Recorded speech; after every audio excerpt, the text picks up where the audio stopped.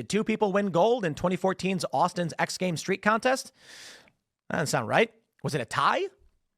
It usually doesn't happen in skateboarding. They issued 2 gold medals? No. It's obvious, isn't it? Leo Baker's female and competed in the women's division. This is the point of the breakdown. When we're discussing the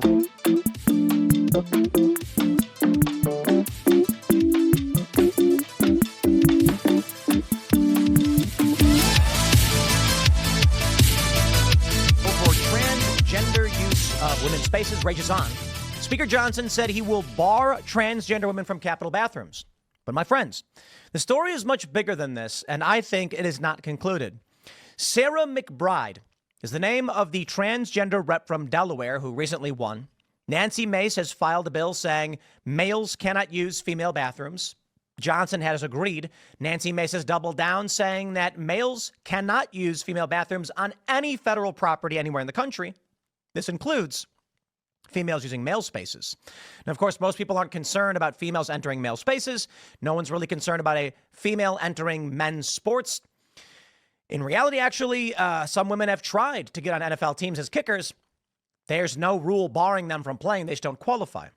The concern is, of course, because men are larger, more muscle mass on average. There's a reason why there's a distinction in these spaces, and some women want to have separated spaces. But the issue, my friends, for me, is not so much about the bathrooms. And I'll tell you a bit about it. We'll get it. He's going to get into it. I'm excited. We're going to hear some conclusive stuff. I do want to say out of the gates, though, that this is what the right has actually been successful at convincing the world the opposite of reality. And they continuously try to tell you that, like, oh, by the way, all these leftists, all of you who care about things like trans rights, you're trying to treat men like women and women like men, and you're trying to allow men into women's spaces where they're going to potentially be a danger.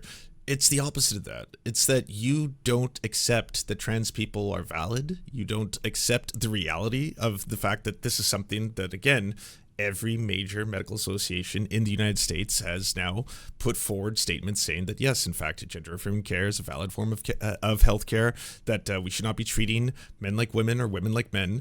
And that's what they're trying to do. Again, the whole thing is upside down. It's a 100% a case of the right are trying to say that you should treat little girls like little boys and little boys like little girls, which would be a fucking nightmare. I'm sure any cis person can relate to the fact that, yeah, puberty and going through puberty in high school, it's awkward. It's certainly not exactly the most pleasant of times. Your face breaking out into acne. You don't want to be the last person, the last boy to sound like this, all that kind of stuff. Just in and of itself, it can be a very, very terrifying experience to go through as a cis person. Now imagine if while you're going through puberty, your body starts to change in ways you start to look like a gender that you don't identify as. That sounds like it would be absolutely horrifying.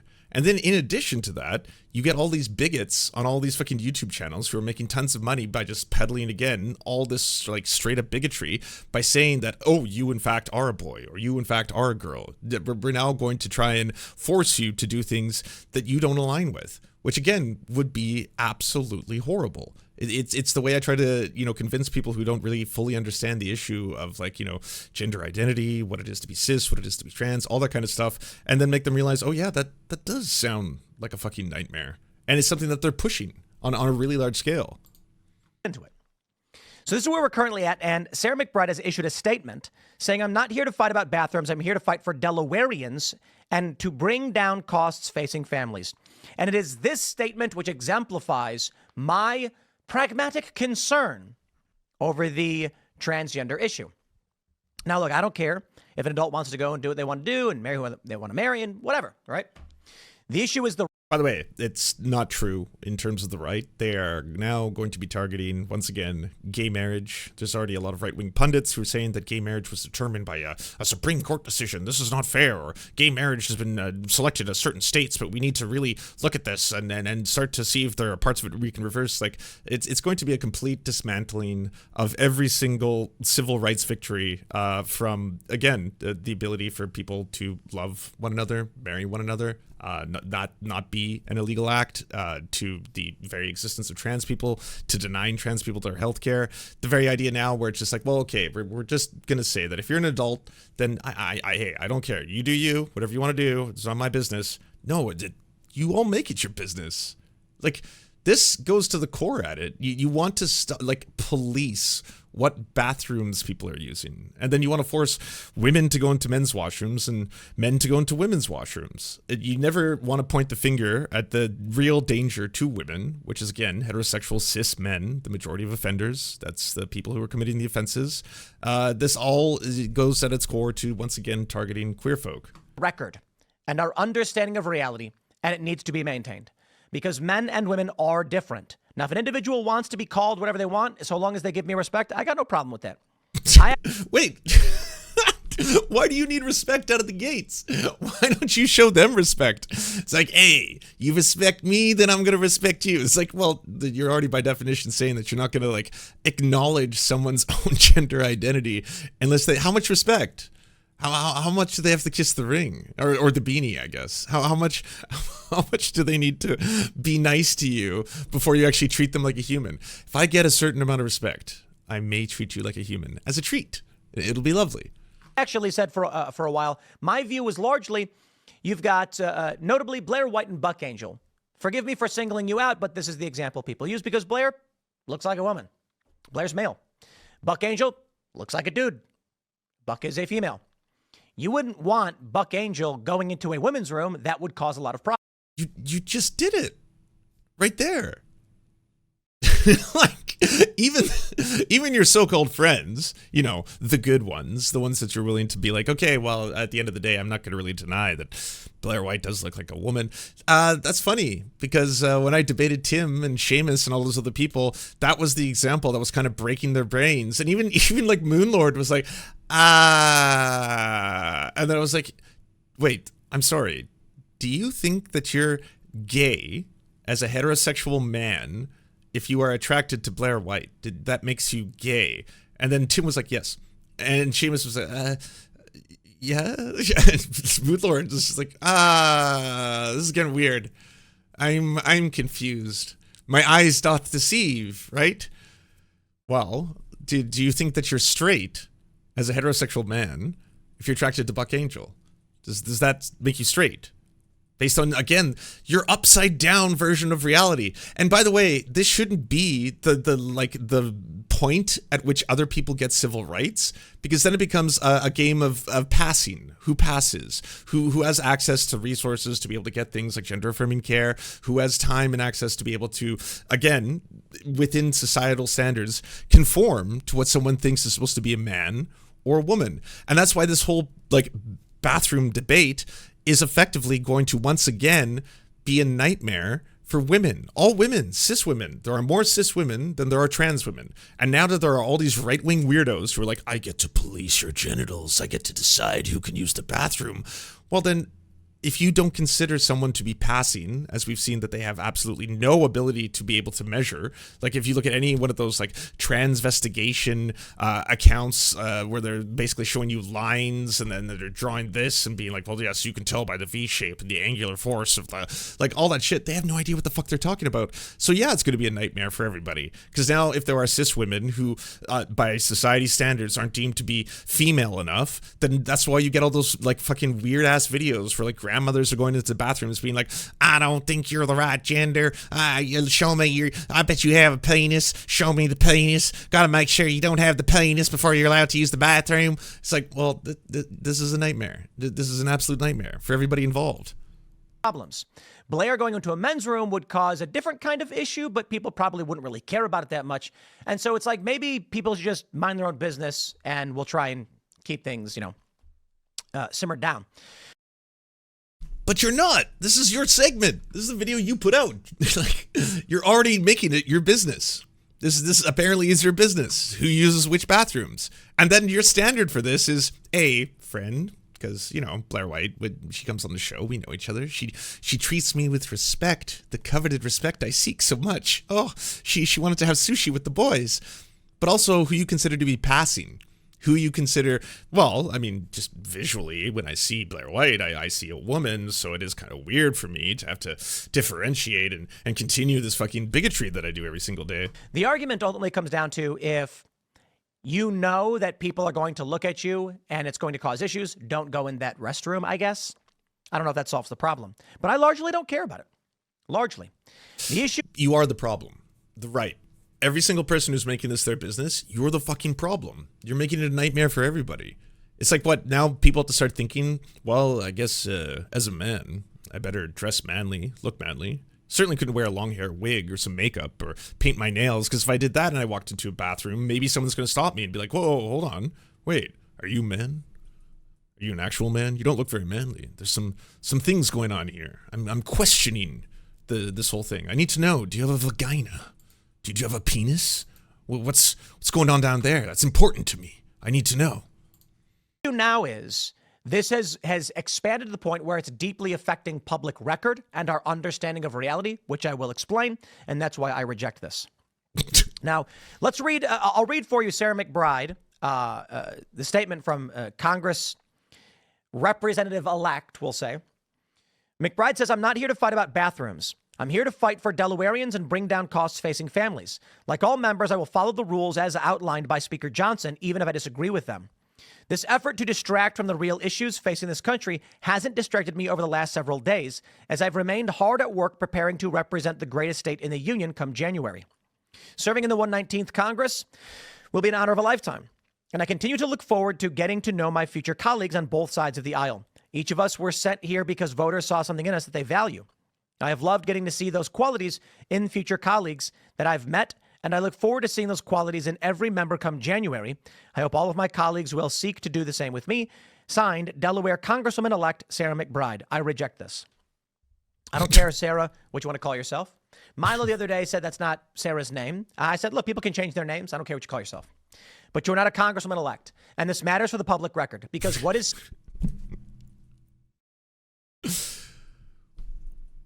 Who makes you the arbiter of this? This is what I keep wondering. Where it's just like, as a dude, you want to decide who or who is not a woman.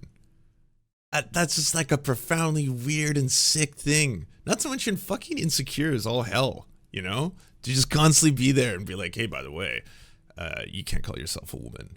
Oh, I get to determine that, by the way. I do, not you. It's me. It's my choice. I get to pick that.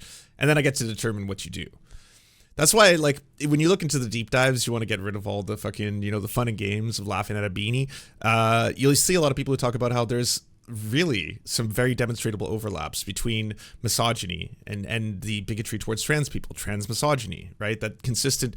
This is about controlling women in one way or another. And this is about making sure that they're able to determine what is or what is not a woman based on our characteristics and traits and all that kind of stuff. How feminine you look, how do you present yourself? Are you dressed like a woman? What if you happen to be someone who is a cis woman, but you want to be male presenting? And that's just how you want to present yourself in everyday life. You don't want to dress like a woman. You don't have to wear makeup or the things that we usually identify women as. And then you might want to use the bathroom at that point. No, sorry. Yeah, because, again, you're not qualifying as to what I feel a woman should be. Said and presented by members of Congress, be it male or female, matters in the greater context of how we understand our laws and why we have them. We have the 19th Amendment that there will be no discrimination against voting based on the basis of gender, on sex, right? They said sex. And this matters that we track in the record why these things come to be so we understand history. Now, where we're currently at is, it's getting wild and crazy. It's getting wild and crazy. Of course, my friends, make sure you go to castbrew.com. Oh, it's getting so complex, so hard. You know, I'm just really twisting myself in knots here because things have gotten a little wild, and I got to admit that it was obviously a little complex trying to say that I think Blair White should be, you know, entering the wrong bathroom. Same with Buck Angel, and okay, fine, I understand that is a little complex. But anyways, hey, you got to buy that coffee. That sweet, delicious. Hey, you don't have to buy that coffee. You know what's better? Go to serfscoffee.com. It's end-to-end, indigenous owned. You can drink non-conflict coffee that has no blood. It won't stain your mug. You'll know that the beans are not in any way supporting world or global conflicts or genocide or anything like that. You can have a better coffee than whatever Tim Pool is offering you right now. Where the person speaking says, Kamala is for they, them, Trump is for you. And she said this issue's radicalized her. And now, as crazy as he is, Trump seems like the normal one. This is the issue at play. Democrats have gone down a route that regular people do not agree with. The Washington Post says, Republicans have perfected a pretty good shtick for putting Democrats in a box when it comes to trans rights.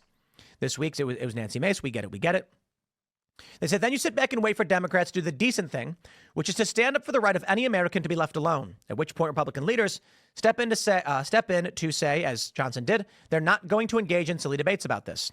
Republicans are going to keep on doing this until Democrats figure out why the issue seems to always work against them. They're going to say, you might have heard this debate right now among Democrats as to why they lost the election. Just about everybody with Wi-Fi has some brilliant explanation. One side, economic populists, say they've abandoned the working class. Some say that they went too woke.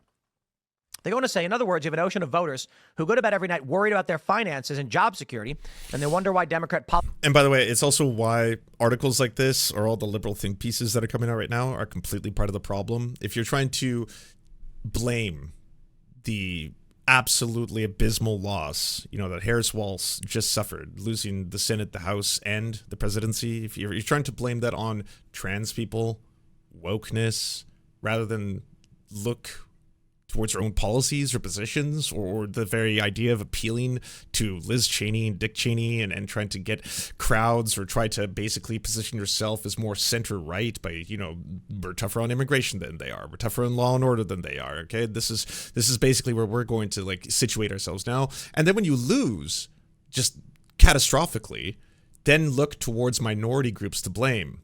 Well, it was Muslim voters in the swing states. They voted for third parties, even though if you look at the math, if you combined every third party vote, they still wouldn't have won the swing states. That includes Jill Stein. That includes Cornel West. That includes every other third party potential voter. That still wouldn't have been enough. And that was people who were voting and would have voted for anyone else other than Harris Walz. It's not as if they didn't exist. If you just knocked Cornel, knocked Jill Stein out of the race, then suddenly that would have been an influx of people that would just poured back into the Democrats. Did you look towards your own policies? Did you look towards the sales pitch of being like, hey, well, yeah, we acknowledge that there's some really, really bad things going on in Palestine right now that we are directly funding. We want to say that the other guy would be worse. So there's a sales pitch for you. Hopefully that gets the youth vote out and they get all energized. There seems to be a galvanizing issue that is making young people actually protest in the street and risk getting arrested. But we're going to try and say that you better do the trolley problem on that. No, you're going to learn nothing. You're just going to keep on saying, well, the country moved to the right. No, it didn't. Just 10 million people didn't show up this time because they were like, yeah, they weren't buying the sales pitch that you were offering. That's on the Democrats. You're the ones who have to sell this shit. You're the ones who have to go out and say, hey, by the way, here's what I offer you. Here's the hope. Here's the change. Here's the possibilities. Here's a better pathway forward. We're actually going to help your everyday lives, your consumer goods. We're going to lower the cost of groceries. We've already been working on reducing inflation. We did a little bit of it. We're going to bring back the child tax credit so that half of children don't live in poverty anymore. We're going to, any of that kind of sales pitch, that's on them. It's not on after the fact going after, again, vulnerable minorities that you should, just based on human decency and morality, stand up for. Which, by the way, they did not make any of that a part of their campaign. They tried so hard to be center right. There were zero trans people who were speaking at the DNC. Zero. There was zero Palestinian Americans who were speaking at the DNC. They were trying to avoid the idea of identity politics. They were not trying to touch it. They were like, oh, already apparently our candidate is just too much identity politics in and of itself, so we're going to leave all the identity politics at the door. Well, the right are all identity politics. That's all Trump would do. He would just go onto a podium and be like, I don't even know if she's black. I've never heard of her being black. Apparently she's a woman, but I don't know about that. These are low IQ individuals. This person, the Haitians are eating the dogs. They're eating the cats. This is all just racism, sexism, She's for they, them. She's for the they, thems. Yeah. And it's like transphobia. Again, identity politics, weaponizing identity politics. The right are the ones doing that. They'll tell you the opposite, though. They'll keep telling you, Policies from Washington aren't changing their daily rate. Oh, thank you, Sublime K. 4 million people more voted in 2020. Oh, so the final tally is it's down to 4. Well, hey, that's still 4 million people who didn't show up for this year's sales pitch. The whole idea, right? Realities. Then they read the stuff about rights of trans athletes. They go to the workplace, send their kids to schools where there's an unrelenting focus on what's known as DEI. And so these families reach the pretty logical conclusion that while they're spending most of their waking hours worried about economic uncertainties, Democrats are worried about other people.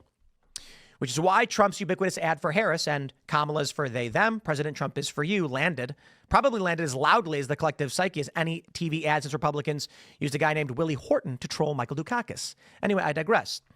He says, I hope Democrats were paying attention. The right there is the sound of a box collapsing. I'm not here to fight about bathrooms. Okay. Well, I extend this fight, my friends, and I'm going to give you some examples. This is the Wikipedia entry for Sarah McBride. Now, Wikipedia, of course, has no utility anymore. And as there is a bifurcation in the psyche of the American public. Wait, now you're upset that they're not letting you dead name people? Are you serious? That's why Wikipedia is not a valid source of information, because they won't let me dead name. And I'm going to reference Leo Baker, as I often do, because, well, I'm a skateboarder and I know skateboarding, I know sports. Okay. This is the practical breakdown in the pronoun argument, which will negatively impact knowledge. Okay. The left will make every argument in the world. Not interested. Leo Baker. He is a... I told you, they just want like a safe space, little echo chamber to be able to spout their lies. It sometimes gets so bad that they actually have to be sued, because at the end of the day, no one in their audience is actually listening to reality. It's the only way you can keep peddling all of this nonsense every single day.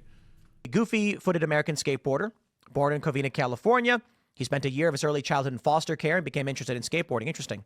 Well, he, in 2014, at the Summer X Games, won gold. Props. Leo Baker, pro skateboarder. He won gold in the 2014 Austin X Games street competition. Wow. I wonder who got silver and bronze in that competition. Well, anyway, I digress. Here's another skateboarder. His name's Nigel Houston. He is largely considered to be one of the greatest skateboarders of all time. Big fan, by the way. He's 29 and superstar in skateboarding. The guy's got skills that pay the bills.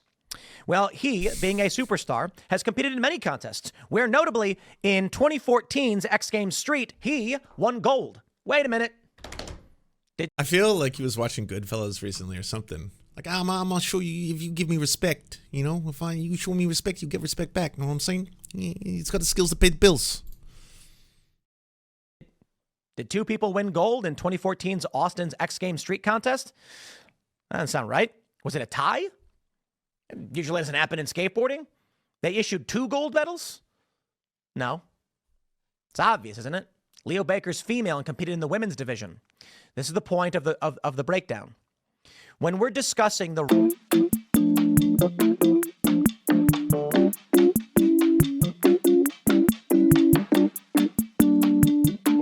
He won the 2014 X Games gold.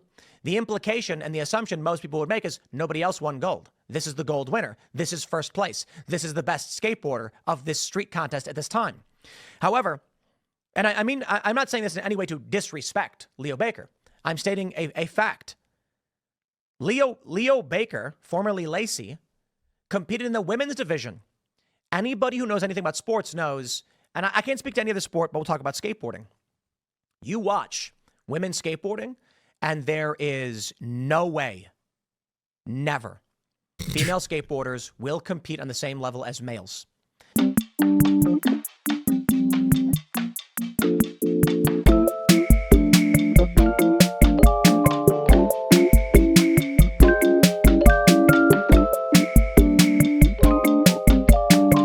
There is look. There's an overlapping bell curve on average, because I certainly know some females who are way better than a lot of men. And that's what they say. Determined woman is better than the average man. But a determined man is better than a determined woman.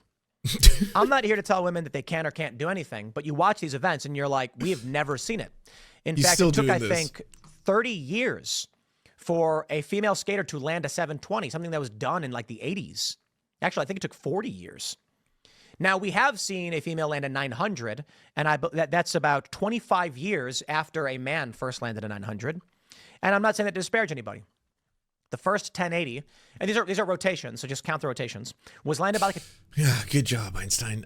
So he said in the past, and I'll play the clip, by the way, that he could beat any woman at anything in skateboarding, just because by skill level, definitionally, women just aren't able to compete with him. I got the clip of it, and he's still pushing the same narrative now. I guess he's seen enough of the clips, and especially like the ones that myself and other people put together to try and be like, hey, by the way,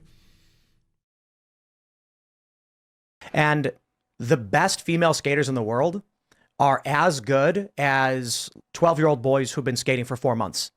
And then you watch the best men in the world, and I can do a play-by-play and be like, never in my life, no matter how hard I try, would I get to that level. These are the cream of the crop, the best of the best guys that are doing things we couldn't even imagine were possible. You watch the women and you're like, I'm 38, semi-retired, and I could do all those tricks. Yeah.